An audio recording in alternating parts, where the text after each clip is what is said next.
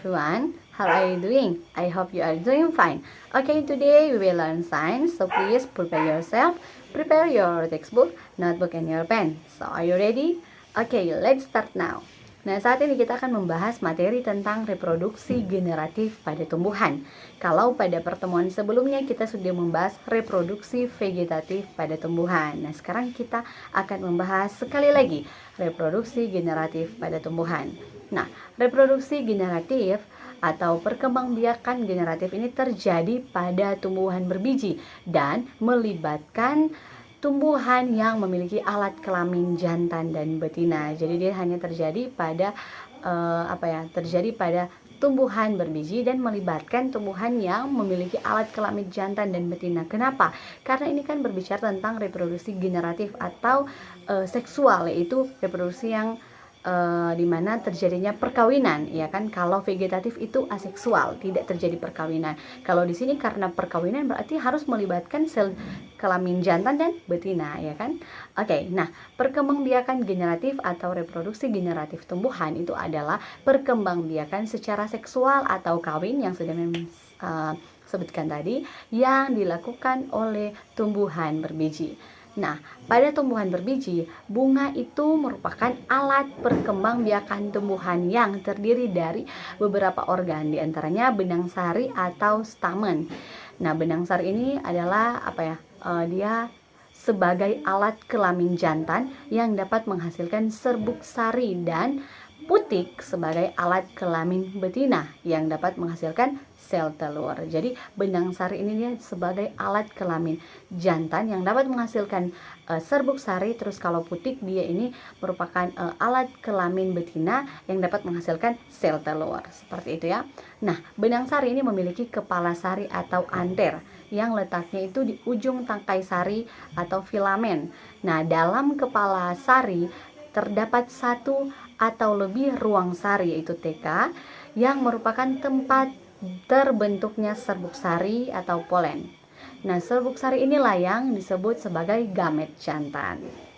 Nah, alat kelamin betina itu disebut dengan putik kan, yang tadi alat kelamin betina atau putik ini tersusun atas bakal buah atau ovarium, tangkai putik atau stilus, dan kepala putik atau stigma. Jadi alat kelamin betina ini, putik ini dia tersusun atas bakal buah, tangkai putik, dan kepala putik. Nah, bakal buah ini merupakan tempat terdapatnya bakal biji, di mana bakal buah ini dia terletak di dasar bunga atau reseptakel, dan dia ini bentuknya menggelembung. Ya, jadi bakal buah ini dia bentuknya itu menggelembung dan dia terletak di dasar bunga. Terus di sini di dalam bakal biji, ternyata tadi kan bakal buah ini merupakan tempat terdapatnya bakal biji. Nah, di dalam bakal biji itu terdapat sel telur yang merupakan gamet betina. Nah, next tadi kita sudah membahas tentang bakal buah. Terus sekarang tangkai putik, ya kan? Tangkai putik ini seperti apa? Tangkai putik ini merupakan suatu saluran sempit di mana tempat lewatnya serbuk sari ketika pembuahan. Jadi tempat lewatnya serbuk sari ketika pembuahan, di mana ini tangkai putik ini dia salurannya itu sangat sempit. Dia merupakan tempat lewatnya serbuk sari ketika pembuahan. Nah, next, kepala putik. Kepala putik merupakan bagian paling atas dari putik, di mana pada umumnya kepala putik ini dia lengket dan berambut karena merupakan tempat melekatnya serbuk sari ketika terjadi penyerbukan.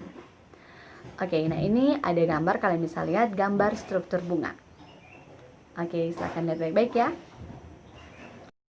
Nah, proses perkembangbiakan generatif tumbuhan itu diawali dengan yang pertama, pembentukan sel kelamin jantan dan betina, yang kedua penyerbukan, yang ketiga pembuahan, dan yang keempat, yang terakhir yaitu perkembangan biji. Nah, di sini kita akan bahas satu persatu. Yang pertama, pembentukan sel kelamin jantan dan betina. Nah, kita akan membahas dulu yang pertama, yaitu sel kelamin jantan. Mikrosporogenesis itu merupakan proses pembentukan gamet jantan, di mana proses pembentukan gamet jantan ini terjadi di dalam kepala sari. Nah, di dalam kepala sari itu terdapat kantung serbuk sari yang di dalamnya itu ada berbagai sel-sel induk serbuk sari atau mikrospora.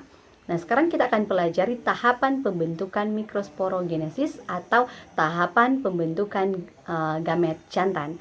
Nah, yang pertama yaitu sel induk mikrospora itu melakukan pembelahan meiosis pertama dan menghasilkan sepasang sel haploid. Terus yang kedua, sepasang sel haploid itu membelah meiosis 2 terus menghasilkan 4 mikrospora haploid yang berkelompok menjadi satu atau tetrad.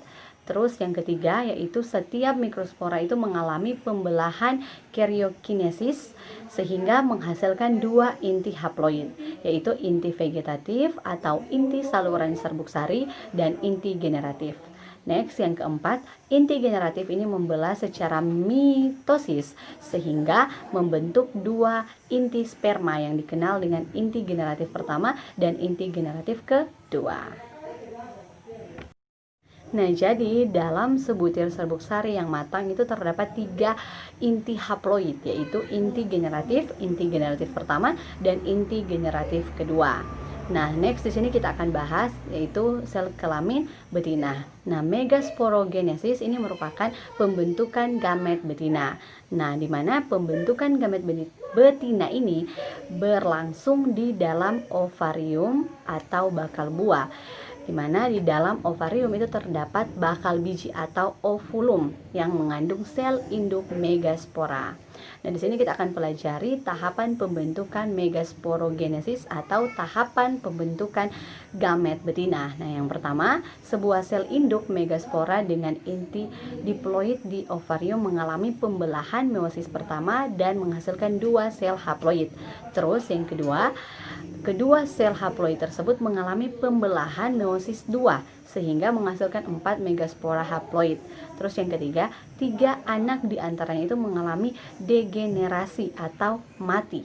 Terus yang keempat, megaspora yang masih hidup itu mengalami 3 kali mitosis diikuti karyokinesis tanpa sitokinesis dan dihasilkan sel besar atau kandung lembaga muda dan 8 inti haploid. Terus yang kelima, 8 inti anakan ini adalah 2 kandung lembaga sekunder, terus 3 antipoda, 2 sel sinergit, dan 1 ovum. Seperti itu ya. Oke, nah sekarang kita akan membahas yaitu penyerbukan pada tumbuhan berbiji. Nah, ketika bunga telah dewasa, ruang sari akan pecah dan serbuk sari keluar dari ruang sari. Nah, kemudian serbuk sari ini dia akan jatuh di atas kepala putik. Nah, peristiwa jatuhnya atau menempelnya serbuk sari di atas kepala putik itu disebut dengan penyerbukan atau polinasi. Nah, di kepala putik itu terdapat bulu-bulu halus sehingga memudahkan serbuk sari menempel di kepala putik. Jadi karena ada bulu-bulu halus di kepala putik, jadi lebih mudah untuk serbuk sari ini menempel di kepala putik. Nah, berdasarkan asal serbuk sari, penyerbukan itu dapat dibagi menjadi 3 bagian, yaitu yang pertama penyerbukan sendiri atau autogami, terus yang kedua penyerbukan tetangga atau geitonogami, dan next yaitu penyerbukan silang. Yang ketiga ya, penyerbukan silang atau alogami. Nah, di sini kita akan bahas autogami ini terjadi jika serbuk sari dan putik itu berasal dari satu bunga. Contohnya tumbuhan yang melakukan autogami ini kita bisa lihat pada tumbuhan padi dan kedelai. Terus geitonogami terjadi jika serbuk sari dan putik itu berasal dari bunga lain yang berada pada satu tumbuhan. Contoh tumbuhan yang melakukan geitonogami itu adalah jagung. Oke, next yang terakhir yaitu alogami. Nah, alogami ini terjadi jika serbuk sari dan putik ini berasal dari bunga lain yang terdapat pada tumbuhan lain yang sejenis. Contohnya, contoh tumbuhan yang melakukan alogami ini kita bisa lihat pada pepaya dan salak. Nah, penyerbukan ini dia dapat terjadi apabila adanya perantara. Nah, jenis perantara penyerbukan itu bisa berupa angin, bisa berupa air, serangga, burung, serta manusia. Nah, sekarang kita akan masuk pada poin yang ketiga, yaitu tentang pembuahan pada tumbuhan berbiji. Nah, berbicara tentang pembuahan ini kan dia merupakan proses peleburan antara inti sel kelamin jantan dan betina, ya kan? Nah, ketika serbuk sari telah jatuh di atas kepala putik, maka inti generatif ini dia akan bermitosis membentuk dua inti generatif. Sementara inti vegetatif ini dia akan membentuk tabung serbuk sari yang bergerak sepanjang tangkai putik. Nah, kedua inti generatif ini dia akan bergerak mengikuti di belakang inti vegetatif. Nah, setelah sampai di kandung lembaga, satu inti generatif ini dia akan membuahi sel telur dan membentuk zigot diploid. Nah, satu inti generatif lainnya itu akan membuat inti polar membentuk inti kandung lembaga sekunder yang triploid. Nah, inti kandung lembaga sekunder ini akan berkembang menjadi jaringan endosperma yang merupakan cadangan makanan untuk calon tumbuhan baru. Nah, jadi pada tumbuhan berbiji tertutup itu terjadi 2 kali pembuahan sehingga disebut dengan pembuahan ganda. Seperti itu ya. Jadi pada tumbuhan berbiji tertutup itu terjadi 2 kali pembuahan sehingga disebut dengan pembuahan ganda. Nah, sekarang kita masuk pada poin yang terakhir, yaitu poin yang keempat, yaitu perkembangan biji. Nah, setelah terjadi pembuahan, bakal biji ini dia akan berkembang menjadi biji dan bakal buah ini dia akan berkembang menjadi buah. Nah, biji ini dia terletak di dalam buah. Nah, biji ini dia akan berkecambah dan tumbuh menjadi individu baru di lingkungan yang sesuai. Jadi intinya proses perkembangbiakan generatif pada tumbuhan itu yang pertama tahapannya dia pembentukan sel kelamin jantan dan betina. Terus selanjutnya dia akan terjadi penyerbukan di mana serbuk sari ini dia akan jatuh di kepala putik. Nah, peristiwa ini dinamakan dengan peristiwa penyerbukan di mana serbuk sari ini dia jatuh atau menempel di kepala putik. Next, selanjutnya dia akan terjadi pembuahan dan the last itu perkembangan biji. Seperti itu ya.